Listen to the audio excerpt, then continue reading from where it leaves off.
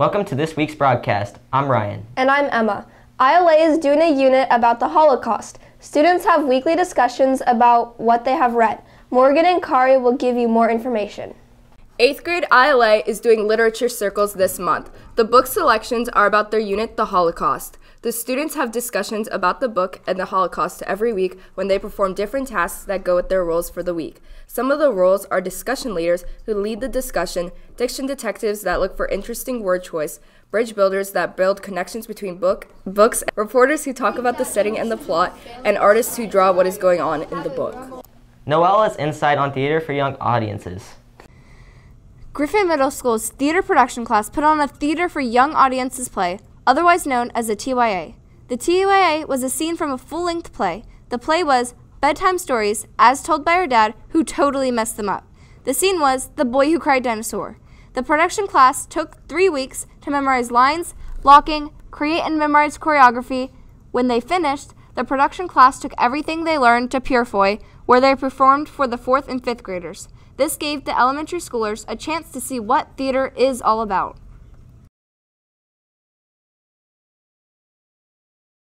Our school has many different people that have extraordinary talents. One of our very own Griffin students has the privilege to be invited to a very special high school.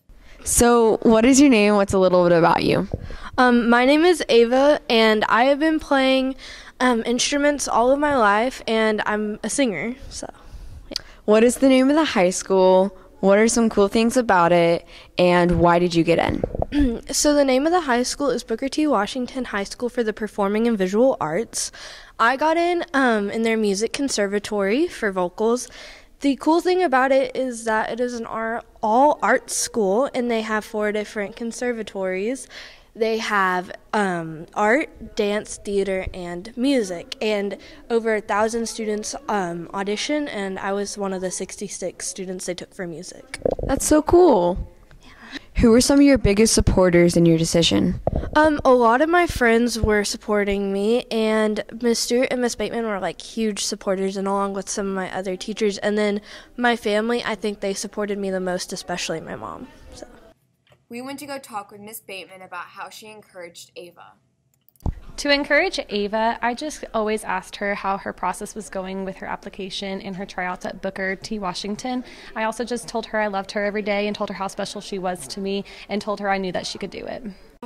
Like this, the 4th, the 5th, the minor fall in the major lift, the bravo king composing, hallelujah, hallelujah, hallelujah,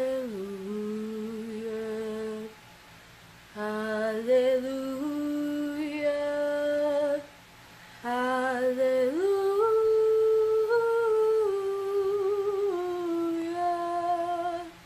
When we think of doubles and maybe triples, we might be thinking about baseball. But as Claire and Kevin explained, that's not always true.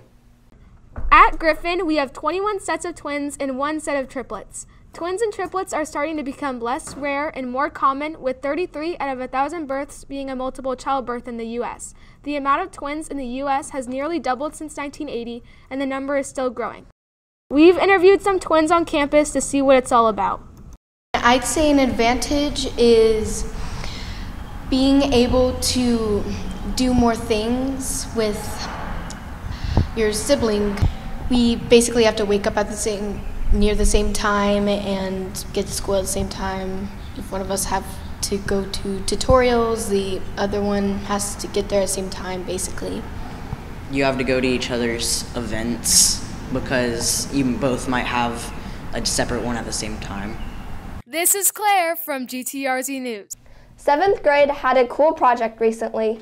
They created villages from a different era. 7th grade math learned to communicate more efficiently, manage time, and collaborate on their medieval project. We learned how to find the surface area of shapes. The students were introduced to a project-based learning opportunity that addressed surface area and volume. You can visualize it. Yeah, it's like the scale model, so you can see what it would look like in real life, except smaller when we made it. The project was to make a medieval village using specific criteria that goes hand in hand with their next unit. STAAR is coming up and there are many do's and don'ts. Students have to report to their STAAR classroom at 8:15. Absolutely no electronic devices including AirPods and Apple Watches, so make sure they are in your locker turned off. It is important to eat a healthy breakfast. You may bring a highlighter and number 2 pencils. No mechanical pencils are allowed. You must bring a book to read after your test.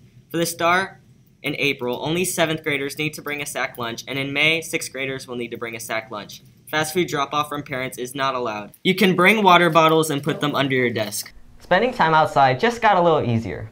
Have you noticed these wonderful benches outside the 8th grade hall? Who paid for them?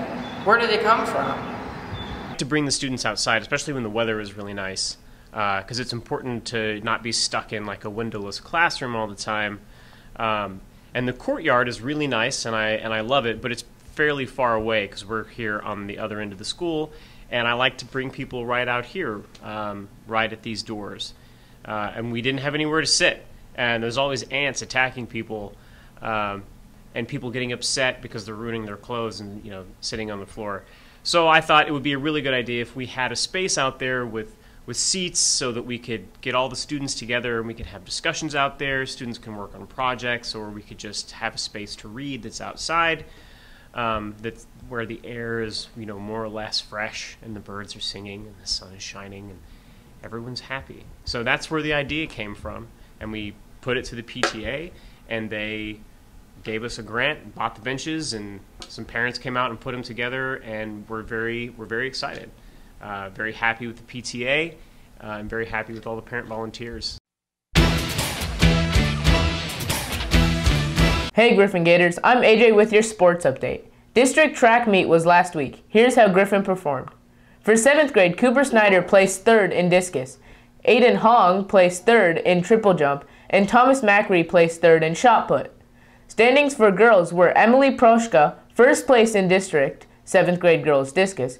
Lily Moncrief, 6th place, 7th grade girls 2400. Overall, 7th grade boys finished 6th out of 17 schools. For 8th grade, Austin Brown, 3rd place in 110-meter hurdles and 300-meter hurdles. Reagan Gonzalez, 3rd place in district 8th grade girls shot put.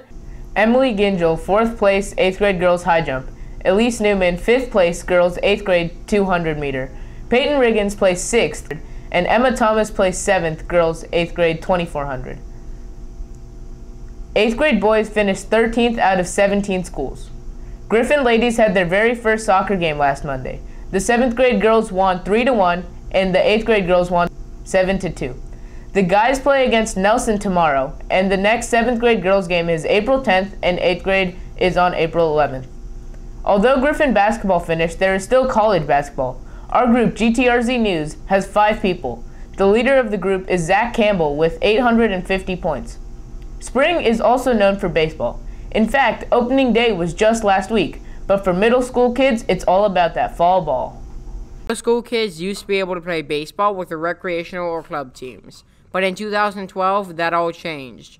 Middle school matchup was born out of an idea to have kids play with other teammates that went to the same school.